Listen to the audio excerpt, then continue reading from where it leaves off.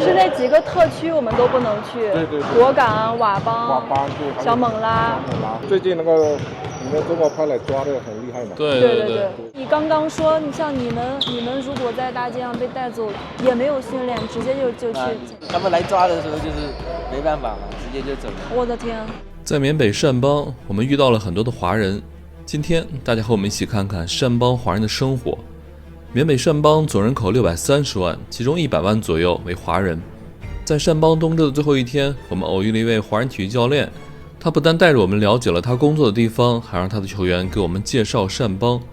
和不少华人小伙子聊天，我们才知道缅北善邦的局势真的很严重，这里战火不断，兵源紧缺，适龄的年轻人只要晚上在街上行走，就会被拉去当兵。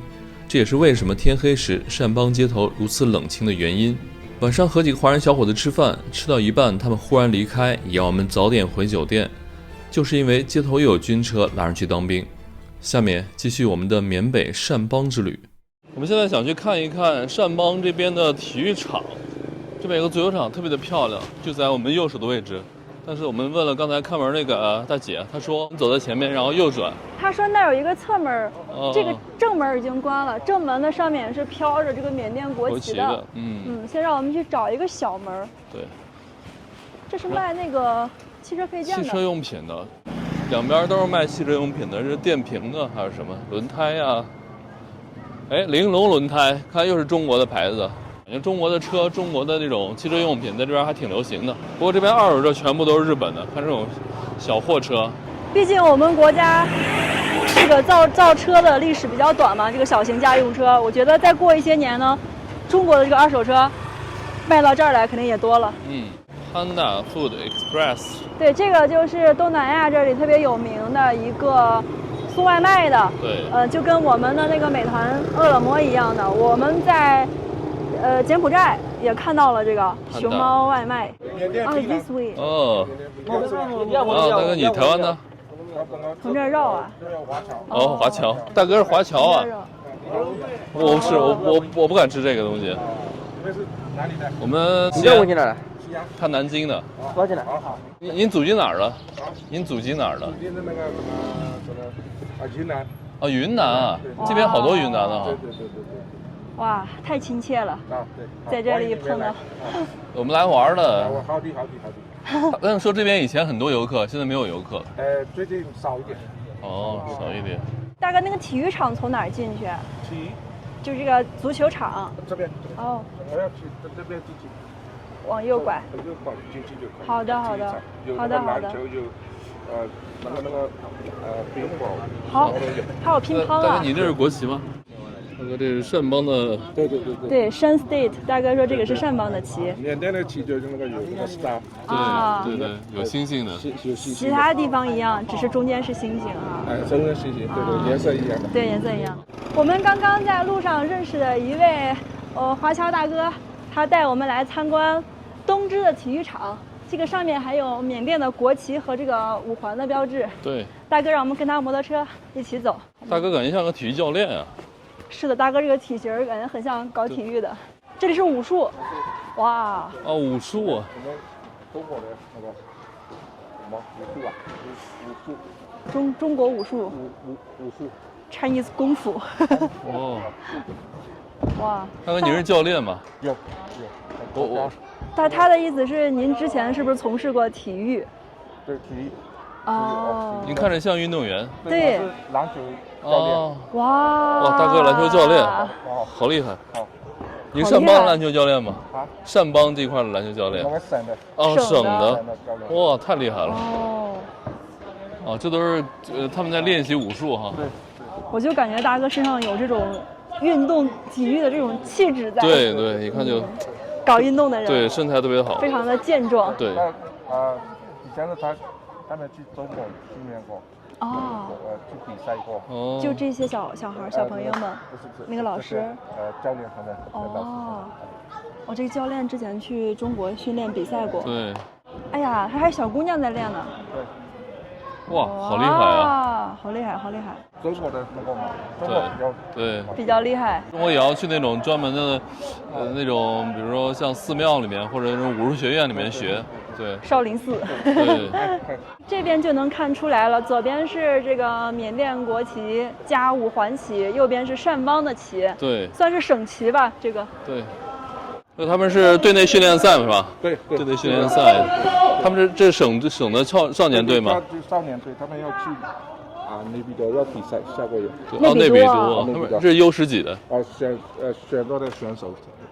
他们年龄是多大的？25岁以下，他有18岁以下。青少年。25应该是奥运队哈。那个16岁以下，不是那个我们国家的那个省，所以叫克钦。我们是乡嘛。对。乡的年来这样子上去办。善邦、克钦邦，然后各个省一起比赛。14个省。那就是全国性的比赛了。对。7个省7个邦，然后大家一起，哇。就是下周去内比都比赛。那我们说不定还能看到我们下周要去内比都。这会看到的。就在内比都的那个国家体育场。对。那边里面有那个看那个票。票没有不收票，就有护照什么就可以进去。好，这都是这个专业运动员啊，他们马上要参加全国性的足球联赛了。哎呦，这个拼抢还是挺凶的。我们现在站这个位置，是不是一般教练会临场指挥站在这儿啊？对。教练来了，教练，这是您的位置。大哥，他们这个班踢球是哪个族的？山西的。山西的，对，有没有华人？足球比较少一点，华人就是这样的带你们比如说篮球，对，羽毛球，对，羽毛球，乒乓，武术，对，这些是华人的优势项目。对，华人不太会踢足球。这个乒乓、羽毛、武术、篮球，还有那个排球，对。这个是传统以来的优势了。对，现在你们国家队那个女的厉害了。你说的是排球教练还是球员？那个球员，那个叫什么？到意大利那个叫朱婷。朱婷在排球不错。朱婷那个女孩特别厉害。对，中国女排是很厉害的。然后足球是在哪里都不太行。对。这个国家有吗？我们在中国没见过，我们来缅甸吃过好几次，就是不知道名字。对，马格拉蒂。它长得就是有点像苹果和梨的结合体。对。这个挺好吃，酸酸甜甜的。妈妈，谢谢，接受吧。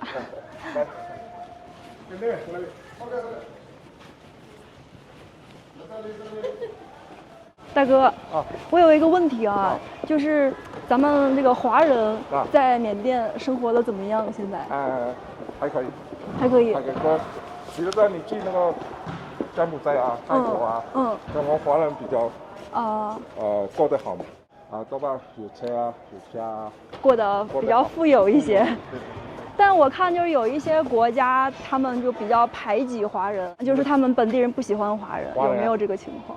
我们在这边，没有的，没有。以前是这样子嘛，以前过去40年代的时候就有一点。 40年前，50年前，我觉得现在这个中国越来越富有，越来越强，然后华人在外面应该也是，就这种感觉会好一点。对，当地人对咱们的态度什么的。最近是我们缅甸那个国内，对这个我们政府乱一点，但是他不会，因为来游客什么的不。对，我们游客在这儿还挺安全的。对，挺安全的。前面到这个篮球馆了。 大哥说一定要带我们看一下篮球馆，因为这是他的战场。看这儿写了“东芝那个篮球俱乐部”，对，我们去里面看看。大哥以前是省队的这个篮球教练。明格拉巴，我感觉大哥一进来这个场地啊，就有那种王者的气势。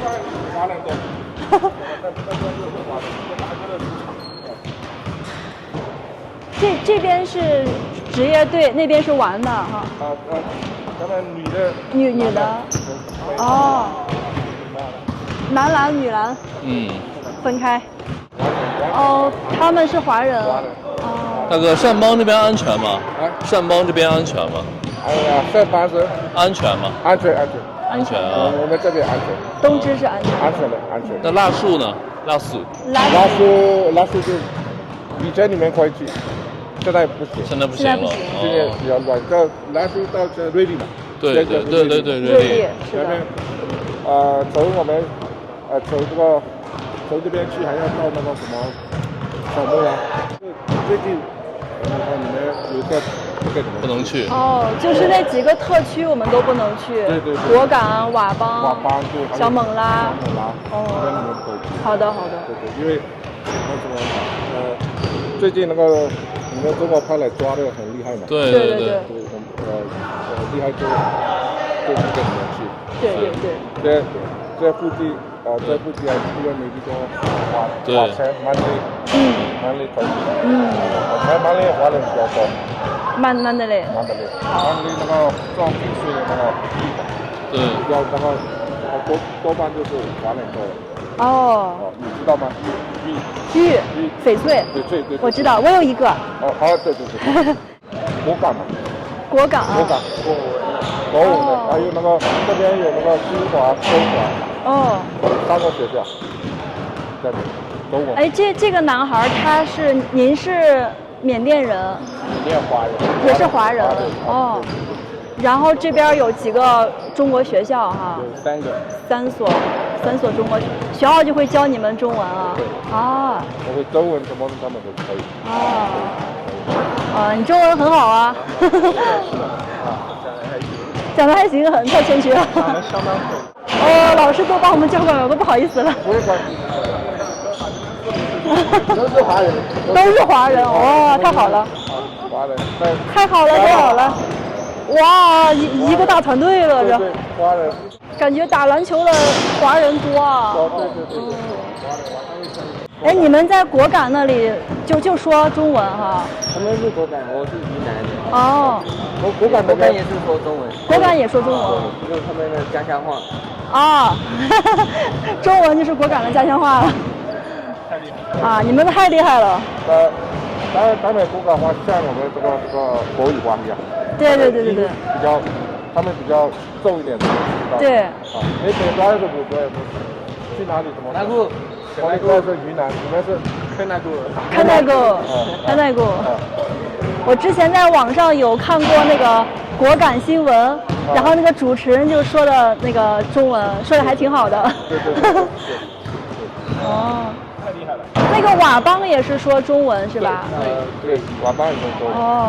他们有他们的话，但是比如说学校啊什么做生意什么。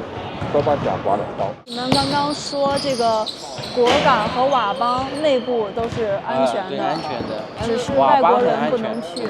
佤邦这边的话，你要从这边去的话是比较危险的，所以是最好不要去。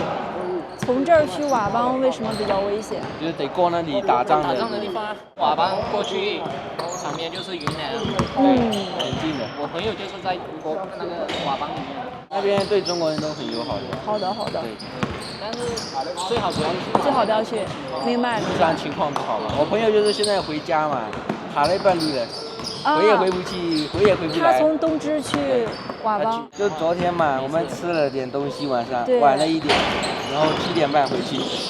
刚好不一样。刚好就。他们在抓人啊！巡逻，因为我们是开的车，他们不好抓嘛。对。可能是现在抓那种。有这样的，你在路上走2、3个人直接就。怪不得我们昨天晚上8点多吃完饭往酒店走，我就看路上一个人都没有了。晚上8点最好不要出去嘛。我们一般现在之前的话，我们10点的话，我们还在喝酒。那这里有宵禁吗？本来是没有，因为现在是开始巡逻了，就有了。巡逻也不算宵禁嘛，也就是他们要抓。他们就是强制嘛，就是把你强制。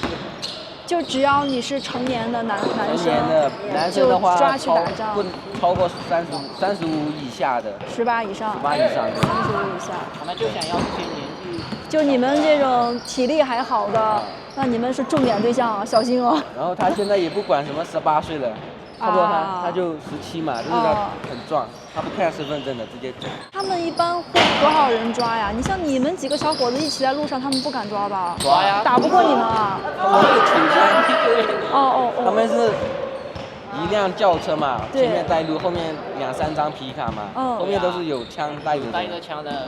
他们不是徒手，他们肯定带枪的。他们反抗可以开枪的，他们有那个命令的。对吧？不可以开枪吧？可以开枪，可以开，现在是。但是你们是平民啊，又没有威胁他们。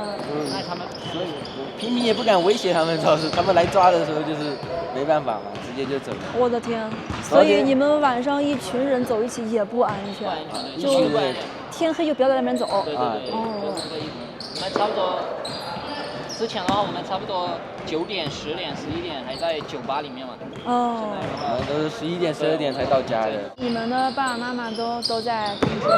缅甸。爸爸妈妈都是正宗的中国人。他们是在中国出生的吗？对，现在已经。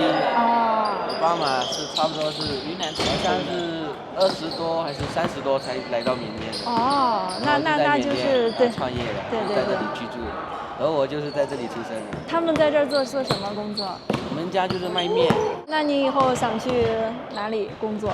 我妈妈跟我说的就是先出国，逛一圈，去什么中国的话也去过了。现在我们那上面他还会茶叶，他会这样子来敲门问，如果是我们这种年轻人下去开门的话，就带走了。他查验是查你在不在家待？就是查你家的小孩在没在家嘛，在家就带走。然后我妈妈就跟我说，如果晚上有什么动静的话，就地下室跑。就这样子说的，妈妈就。本来也是打算去中国。华邦人的话可以分出来，他皮肤比较黑。因为他们从小就当兵。他们那边也是，就是长大也要当兵的。长大55岁那时候当兵，他们那边当兵10岁，对，必须当兵，但是没有。你说在佤邦吗？对，10岁。你刚刚说，像你们如果在大街上被带走，也没有训练，直接就去前线。我的天！听说是这样吗？离开了缅北善邦体育学院，我们打算请2个男生吃饭。到商场后，善邦的肯德基居然6点就停止营业。和他们吃饭的时候，他们的家人忽然叫他们离开，说现在是战时，局势不稳，早点回家。他们到家时说在路上碰到了军人在抓人去当兵，也让我们早点回酒店。缅北善邦的局势真的是十分的危险。今天晚上我们打算在善邦的首府东芝，在这里吃一顿肯德基。我们邀请了善邦当地的2位华人小朋友，他们都是17、18岁的小伙子，我们在这个篮球馆认识的。正好呢，带大家看一下这个善邦的肯德基里面长什么样子。走吧，我们上楼去。它这块那个很多东西都不一样，比如说那个工资收入就老低了。对，特别低。就比如说，现在我们吃的这个餐厅就是服务员，他们可能1个月才换算成人民币，现在汇率很低，对，汇率很低，可能才200块钱。200人民币。对。那差不多也就没有到300。他们应该能拿。那就连50美金都不到，对吧？对。那他们怎么吃饭呀？够吃饭吗？不知道，这我也不太清楚。反正当地收入就很低，对吧？对。但是这边的话，穷的人可能就是会很穷，但是有钱的人可能就会特别有钱。那有钱的人他们都是做什么赚钱？这个我认识一个很有钱的我一个朋友，就是他家也是做建筑。这里的华人是不是一般生活的还可以？一般的话都不算差吧。有差不多，可能他可能分3个阶段吧，一个是很有钱的，一个是中产家庭，一个是可能没有太有钱。华人在缅甸的话就是遭嫉妒。对，华人在很多国家都是因为太勤奋，对，过得太好，被当地人嫉妒。对，我有一个之前国际学校的老师说，他说不管中国人、华人是在哪个地方，他都能就是让自己饿不着，然后会过得很好，过得很好。对。我们这2天不是在街边碰到了要钱的嘛，就是那，然后你那个贝贝姐今天还给他们给了点。他们那个是不是有组织的还是怎样？好像是有组织的，就我也觉得是。就东芝下去的话，不是要绕山路嘛？对，在那个山路里面，山里面好像是有组织的。是的，因为今天我看就是这个费费姐给钱之前，那老大娘有一个小姑娘还给那个老大娘递了可能早上要来的钱啊，我感觉好像就像组织性的。这样子。就他们整了一些小孩儿哈。对。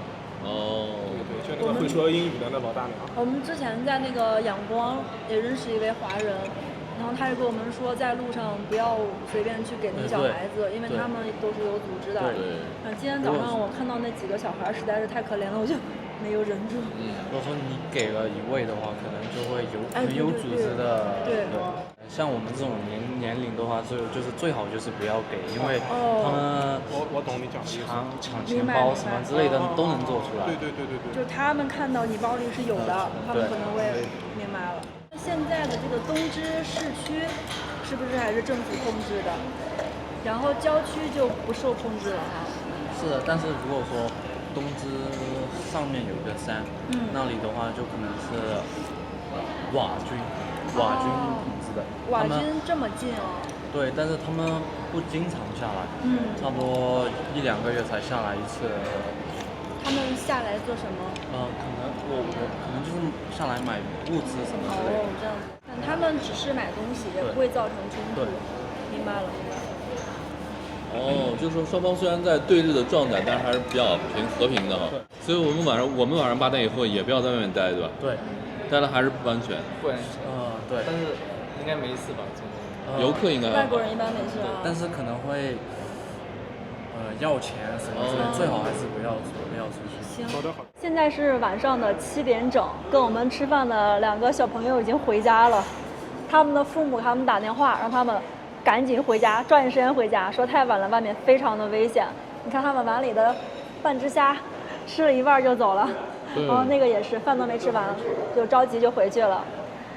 这边晚上还是挺危险的。我们昨天第一天到，完全没有意识到这个凶险程度。昨天晚上8、9点，我们还在那个没有路灯的巷子里面瞎转。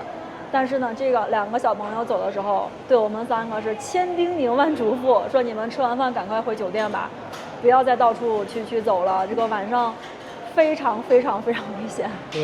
说的我这会儿心里对昨晚的行为感到一阵后怕。现在才7点，你看那个商场基本上没有人了，那边的这个游乐场还有卖小孩玩具的全部都已经关门了。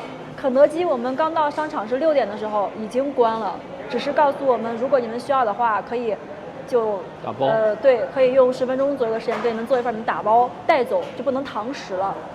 那家那个美食城目前还开着，但估计也快关了。我们这家店呢，大家可以看到服务员已经开始在收拾餐具了。他们开到7点半，现在也就在20来分钟吧，也要关了。关得太早了，其实你正常想想呢，这个时间点是商场生意最好的时候，7点啊，晚上7点，大家都下班来这里吃饭、购物、看电影。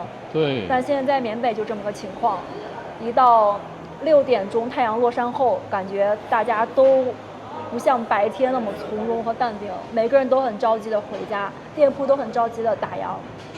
这是现在的这个善邦的现状。大家知道刚刚发生了什么吗？我们正在这儿收拾东西准备走了，哗啦，整个商场全黑了。过了大概几秒吧，又来了，吓我一跳。快走！快走吧！再走不了一会儿，真走不了了。电梯都停了，现在。对。刚刚跟我们吃饭的小伙儿给我发微信，他可能到家了，我们听一下。那个我到家了，就是现在可能情况有点不太好，就是你们也是，就是可能就尽早回去吧。不知道是怎么个情况不太好，因为他们刚出去了，可能路上有点。对。那我们下楼吧，快走吧，直接走。现在外面是个什么情况？我们敢从商场出去吗？我们刚吃完饭，就东芝会有一个那种烧烤街，那边的话可能就我那个表哥回去的路上，他就是他家里人说有很多警车，就是可能情况有点不好，然后这边区域停电有点黑，就是可能不太安全吧。怪不得我们的商场刚刚也停电了。那我们现在就出去吧，回酒店只有2步路，应该还好。我们3个已经从商场出来了，商场好像都没有人了。它这个1层的电梯还开着，上面2层全部都停掉了。然后对面的这个夜市呢，人也都陆陆续续在往出撤，大街上现在人特别少。对。基本上没有行人在走了，走的人很少，基本都是有车的。对。你看，每个人都行色匆匆的准备回家了。我们吃饭的这个商场距离我们酒店大概就200米，而且是在这条主街道上，就还好。我们昨晚上这个点还在公园那边瞎转呢，今天是万万不敢再去了。我们刚回酒店，又停电了。哇！又来电。每天都这样，但今天有点频繁。今天有点频繁。对，今天好多次了。太可怕了！我们在仰光的时候，它每天差不多就是固定的停那么2次。来到这儿之后是不定时不定点，就感觉随时都会停。对。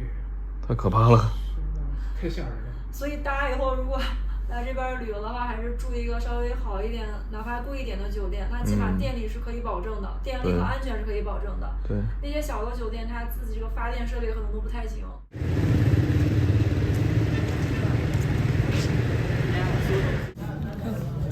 瑞瑞的早餐也打好了。这个就是我今天的主食了，各种菜和粉，还有一块黑米饭。重点是这个我不知道名字啊，它跟扇面还不一样。我在仰光的酒店里也吃到过，然后厨师告诉我这个的缅语名字，它就特别像热干面。你看它上面是那种芝麻酱，然后放的鸡蛋黄，各种各样的这个洋葱、香菜用来提味儿，反正这个挺好吃的，非常好吃。我等一下一定要问清楚它的名字。还有这个特色，这是特色了，这个叫 Myanmar Tea， 缅甸茶。刚才以为是那种红茶，结果倒出来尝了一口，大家看一下它的质地，它其实是奶茶，就很像这个印度啊、尼泊尔还有我们中国西藏人喝的那个，对，很像阿萨姆奶茶。对，我们这餐厅特别好，然后特别的奢华，餐也很多，但是它有个点啊，它不停的停电。我们在这吃饭吃了一会儿，它停了3次电。停了又来了，停了又来了，又停了又来了，哎呀，干饭好丰盛啊！所以说缅甸这一块儿，缅甸北部掸邦这一块儿，它就是再好的地方啊，它这个基建感觉都会差一些。这就是缅甸北部掸邦的早餐餐厅啊。对，和超哥在吃早饭，给大家看一看缅北还有这么好的餐厅啊。旁边呢就是掸邦高原的山脉，都能清楚的看到啊。其实这个掸邦的首府东芝就在一个山坳里面。大家好，我是狒狒。我们在东芝已经待了3天了，那今天我们就打算离开掸邦的大城市，前往一些小镇和乡村。其实呢，这几天我们所在的这个南掸邦啊，局势不是太好。如果大家看新闻的话呢，可以看到最近我们附近的一些区域经常会发生武装冲突。那距离现在最近的一次呢，就是2天前，前天呢是在距离我们大概30公里的位置发生了一些交火。所以呢，接下来我们打算在掸邦这里再玩几天，我们就要撤离掸邦了。那我们今天要去的这个地方叫做良瑞，它是东芝下属的一个小镇，就坐落在茵莱湖的旁边。从我们的这个位于东芝市区的酒店过去大概有20多公里，我们准备叫一辆出租车，因为这个地方没有什么公共交通。这就是掸邦这儿最大的一个银行了，叫 KBZ Bank。我们绕城市走了几天了，就见过这一个银行，很多都是它的支付码什么的。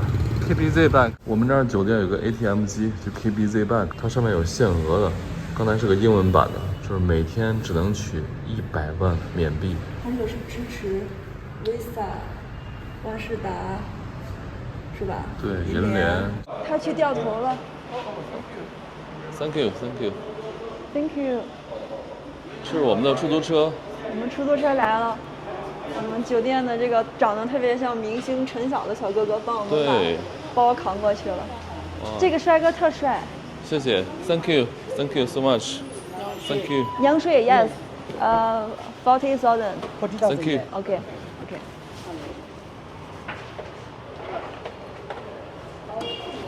哇，太好了 ！Thank you so much. Thank you. 结束吧。I take a photo. You look like a Chinese star. 这个帅哥特别像陈晓，大家看一下，特别像陈晓。来，给我和帅哥合个影吧。这是我们的司机大哥 ，40 right？ 您什么 ？OK，Thank you。陈晓，上车。上车。40。Thank you。我们马上就要离开东芝了，这还有一个丰田的 4S 店。我们在东芝待的这3天还是很舒服的，毕竟这里是一座高原小城，还是很凉爽的。当年英联邦选择了这里，也是看中了它的避暑功能。白天的东芝还是很宁静祥和的，跟晚上完全就是2个世界。白天的人们都在路上慢悠悠的走着或者骑着车，但一到晚上呢，就感觉大家神色都不太对劲儿了。School， 学校啊。往的地方是学校。对，我们看这个地方戒备森严呢，还以为是那个军事的区域呢。然后司机跟我们说这里是个学校，但现在是非常时期，学校也是严防死守的，外面。你看，这路口又有这种路障、铁丝网。哦。这个就是布阵的军营啊。哦，在这里，就在学校旁边啊。我的天哪，有好多 AK 大哥。我们现在已经离开了东芝的市区，开始下山了。东芝是建在比较高的一个位置，海拔是1500米。我们接下来要去的梁瑞和伊莱湖海拔大概900米左右，比山上面要炎热一些，所以东芝呢是一个非常好的避暑胜地啊。我们开始走的这个盘山路了。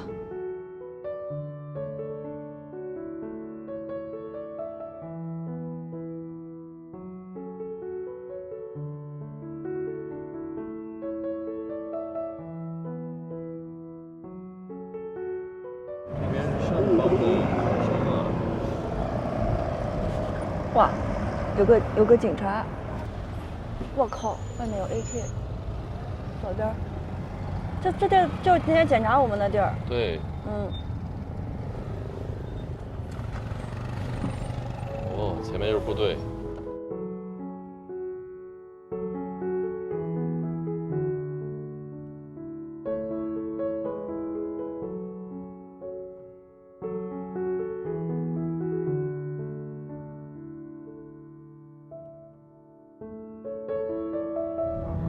欢迎来到阴来湖。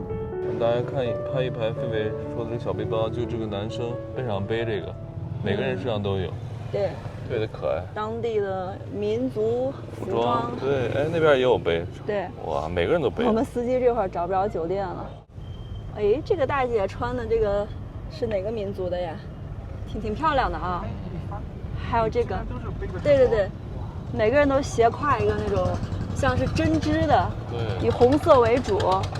我们司机也不是经常来这个梁瑞，对，梁瑞它属于东芝下面的一个镇，然后距离东芝还有30公里左右。哦，司机也不是很熟这里。我们现在已经到了这个梁瑞的酒店哈，我们订的这个酒店其实在这个镇子里还算不错的，但是我们刚到这儿的时候呢，这个前台的小美女跟我们说，这个酒店每天大概只有4到5个小时是供电的，其他时间是没有电的。然后房间的这个灯呢是24小时是可以照明的，但是充不了电。如果停电的时候我们充电就只能在前台，就墙上那几个插排。对。而且这个停电的时间是不固定的，就每天这个来电的4到5个小时，一般是在白天会供一会儿电，夜间睡觉的时候肯定是没有电的，所以就没有办法说是你躺在床上，一边睡觉然后一边还能充电玩手机，这个就不存在了。然后这个梁瑞是整个镇都是这样子的。So this is the problem of the whole town, right? Yeah, Not only your hotel. Yeah, not only your hotel. Every hotel got the same problem. Now is only city. So you can use in this way in solar. Solar. Yeah. 对。哦。它这边灯都是可以用的，因为有太阳能。对。然后不能给手机充电。对。Charge my cell phone. No. So it's only included in solar. This Yes. Not use it this way. Yeah. And electricity is open. Is in you can visit in the aircon. Yeah. Only in the light. So we can use this one day 4 or 5 hours. Yeah. 我们现在已经办好入住了，给大家看一下我们房间哈。首先这儿有一个卫生间，但是洗手间还是有窗户的，不过这个窗户是朝向我们床的方向，里面是没有电的啊。完了，这个 solar 就是太阳能，这个只能控制我们屋里的这个主灯，对，其他地方都是没有电的。然后我们要了一个标间，这个床大概是1.1米、1.2米吧，房间其实挺干净的，也挺大的，就是没有电。对，我们这个价格是1间150，我们要了2间嘛，超哥住了1间，我们一共是300块钱。刚刚跟前台再三确认，他告诉我们每天停电是不固定的，来电是不固定的，这个就比较难搞了。本来我们想着每天我们可以在来电的时间统一给我们电子设备充电，但他现在就来了一句什么都是不确定的，因为当地呢还是在这个战乱中啊，内战时期，所以我们就省着点用电吧。这个房间呢充电是别想了，我们看看一会儿要不要，我们3个人一起下去到前台呢，坐在那儿统一的，对，你得看着设备给他充。哎，这是我们这次出来最窘迫的一次，挑战性最大的一次。这个别的都好解决啊，这个没电就很难搞，没电没网就很难搞。这个吃的呀、住的呀，条件差都还好，这没有电就确实是。对，但是我们没办法，我们一定要让大家看一看这边缅北善邦村子里是什么样子，尤其它是一个水上村庄。哇，人还是得安慰一下自己哈，看看我们这个窗外，那风光是很不错的，鸟语花香的，这个远景房倒是很漂亮的，还有床上的这个很民族风的装饰哈，可以了，我很满意，我非常满意。对，你要知道你在缅北有这样的房间住，很满意了。可以，每天起码24小时有太阳能电灯哈，房间里不至于黑。然后这个电呢，一天能充点是点吧。是。好了，我们关摄像机吧，省着点电啊。